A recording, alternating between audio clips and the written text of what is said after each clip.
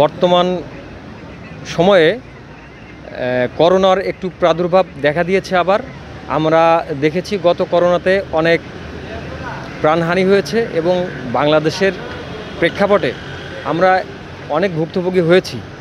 তো কিছুদিন এই মিডিয়া প্ল্যাটফর্মে দেখছি যে করোনার উপদ্রব বেড়ে চলছে এবং কিছু উপসর্গ নিয়ে কিছু লোক মারা গিয়েছে। তো সেই জন্যই সেই সতর্কতা থেকেই নিজেকে চেষ্টা করছি যে যেন এই ধরনের কোনো প্রবলেম ফেস করতে না হয় পরবর্তীতে। আগে থেকেই আমরা এটার প্র্যাকটিস করে যাচ্ছি এবং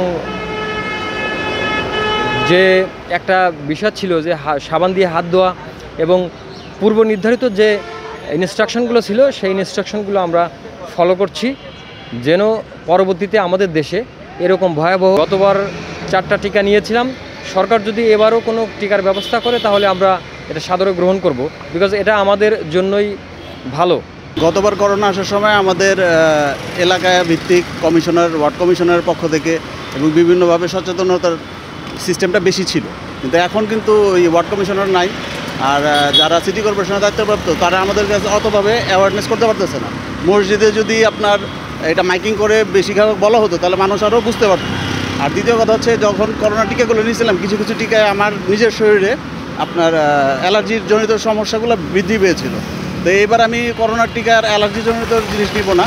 আমার মনে হচ্ছে যে আপনার যেই টিকাগুলো আছে, যেইগুলো হলো হার্টের যেই ফুসফুসে যে সংক্রমণ করে, সেই জন্য ওই নিউমোনিয়ার টিকা যদি দেওয়া হয়, তারপর আদার যেগুলো টিকা, পরীক্ষিত টিকা, ফ্লু ভ্যাকসিন, এগুলো যদি সরকার দেয়, পক্ষ থেকে দেয়, তাহলে আমাদের জন্য ভালো হবে। শুধু করোনার টিকা দিয়ে এবার আমার মনে হচ্ছে না যে এটা নিয়ন্ত্রণ করা সম্ভব। গত বছরের করোনায় আসলে আমাদের অনেক কষ্ট হয়েছে, কারণ যে এই করোনাতে আমরা কখনো বের হতে পারি নাই এবং আমরা কঠিন সমস্যার সম্মুখীন হয়েছি। কিন্তু আমি এবারে আসলে সবাইকে অনুরোধকে বলবো যে এই করোনাটা আসলে এমন একটা সংক্রমণ ভাইরাস যা মানুষের মৃত্যু পর্যন্ত হতে পারে, তাই আমরা সবাই সচেতন হই এবং মাস্ক ব্যবহার করি।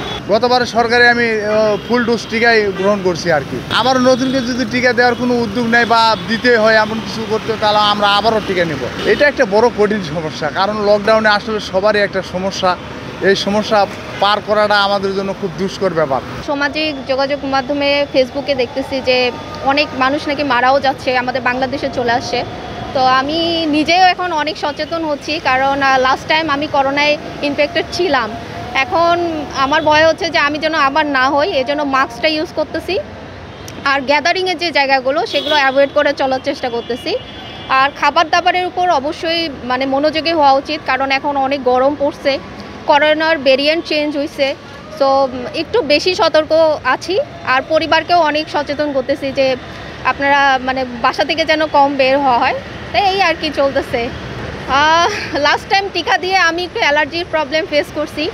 আর এবারকার যদি টিকার মেডিসিন চেঞ্জ হয় বা ওভাবে যদি সরকার নিশ্চয়তা দেয়, কোনো প্রবলেম না হয়, তাহলে অবশ্যই দিব, কেন দিব না।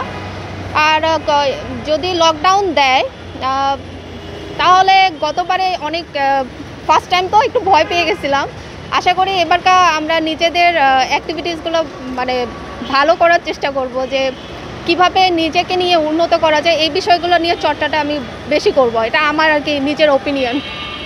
এবার লকডাউন দিলে আমি নিজের যেই সুপ্ত প্রতিভাগুলো আছে এগুলোর উপরে কাজ করব বেশি করে, আর নিজেকে সেফ রাখার চেষ্টা করব, আর ফ্যামিলির প্রতি যত্নশীল হব।